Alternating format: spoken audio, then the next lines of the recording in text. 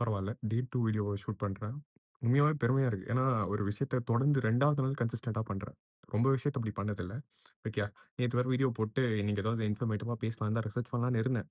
ஆனா, நேத்து ஒரு வீடியோ போட்டேன்ல, அதுலருந்தே எனக்கு இன்னைக்கு ஒரு பெரிய லேர்னிங். என்னன்னா, எப்பவுமே நான் அந்த கான்டென்ட் கிரியேட்டர் வீடியோஸ்லாம் பார்த்துட்டு, என்ன ஜாலியா உட்காந்த இடத்துலருந்து ஏதாவது ஒண்ணு பேசுறாங்க. அந்த இன்ஃபர்மேஷன வச்சுட்டு அப்படியே பேசிட்டு போயிடுறாங்க. இதுக்கு அவங்களுக்கு காசும் வருது. இந்த படத்துல சொல்ற மாரி பாக்ஸிங் ஈஸியா இருக்கு. பாக்ஸிங் ஈஸியா இருக்கிறது.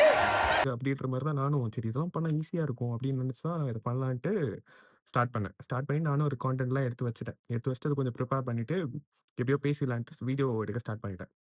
எடுத்தேன். ஃபர்ஸ்ட் வீடியோ ஷூட் பண்ண ஆரம்பிச்சேன். ஒரு 2 சென்டென்ஸ் பேசினேன். 3வது சென்டென்ஸ்ல ஸ்டாமர் ஆயிட்டேன். கட்டு.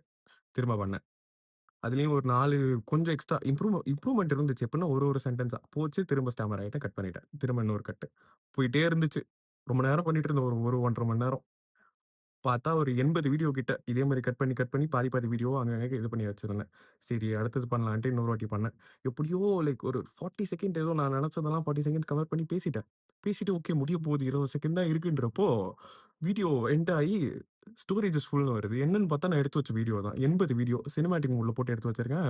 ஒண்ணு 400, 500 எம்பி போல. கட் ஆயிடுச்சு.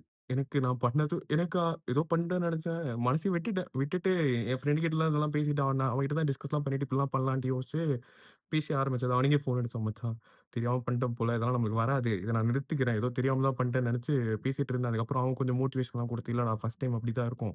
திரும்ப நீ பண்ணிட்டே இருந்தா அதெல்லாம் கரெக்ட் ஆயிடும்." அப்படி இப்படின்னு அந்த மோட்டிவேஷன்லாம் வாங்கிட்டு வந்து திரும்ப ஏதோ வீடியோ எடுத்தேன். அப்போ இன்னும் கொஞ்சம் டேக்லாம் போச்சு. பரவாயில்லன்ட்டு மனசு விடாம எடுத்து வீடியோ முடிச்சுட்டேன். முடிச்சுட்டு அதுக்கப்புறம் தான் எனக்கு அப்பவும் தெரியும். நான் பண்ணது ஒழுங்கா பண்ணல. இதுல நான் எடுத்து வச்ச ஃபைனல் வீடியோல நெறைய மிஸ்டேக் இருந்தது. பட் இருந்தாலும் நானும் என் மனச தேத்திக்கிட்டேன். ஓகே ஃபர்ஸ்ட் வீடியோ போக இம்ப்ரூவ் பண்ணிப்போன்ட்டு. போட்டு முடிச்சுட்டேன். இதுல ஆக்சுவலா இத ஏன் சொல்றேன்னு வச்சுக்கோங்களேன்.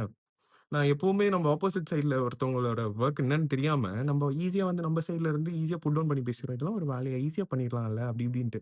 பட் உண்மையா இந்த வேலைய பண்றவங்களுக்கு மட்டும் தான், அதுல என்ன அவங்க பெயின கோ த்ரூ பண்றாங்க, என்ன பண்றாங்கன்ட்டு அவங்களுக்கு தான் தெரியும் போல. ஆப்போசிட் சைட்ல இருந்து ஈஸியா நம்ம ஏதோ சொல்லிட்டு போயிடுறோம். ஆனா முட்டை போடுற கோழிக்கு தான் தெரியும் குண்டி வெளினா என்னன்னு. பட் இதுக்கப்புறம் நம்ம இப்படி பண்ணாம, லைக் நம்ம ஆப்போசிட் பெர்சன அப்ரிஷியேட் பண்ணலனா கூட அவங்கள புட் டவுன் பண்ற மாரி எதுவும் பேச வேணாம். இதுதான் அன்னைக்கு சொல்லலாம்னு நெனச்சேன். பட் யாஹ் இதுக்கப்புறம் பார்க்குறவங்க புதுசா பார்க்குறவங்கலாம் இந்த Instagramம ஃபாலோ பண்ணுங்க. YouTubeப வந்து யாரும் சப்ஸ்கிரைப் பண்ண மாட்றீங்க. இருந்தாலும் பரவால்ல. டைம்லாம் இருந்துச்சுன்னா, அத போய் ஒரு சப்ஸ்கிரைப் பண்ணி விடுங்க. முடிஞ்சா அங்கேயே வீடியோ பாருங்க. அதுதான். இதுக்கப்புறம் டெய்லி வீடியோஸ் போடுறேன். ஏற்கனவே சொன்ன மாரி ஃபீட்பேக்ஸ் இருந்துச்சுன்னா, காமெண்ட்லயும் DM பண்ணுங்க. நான் பார்க்குறேன். நெக்ஸ்ட் வீடியோஸ்ல இம்ப்ரூவ் பண்ணிக்கலாம்.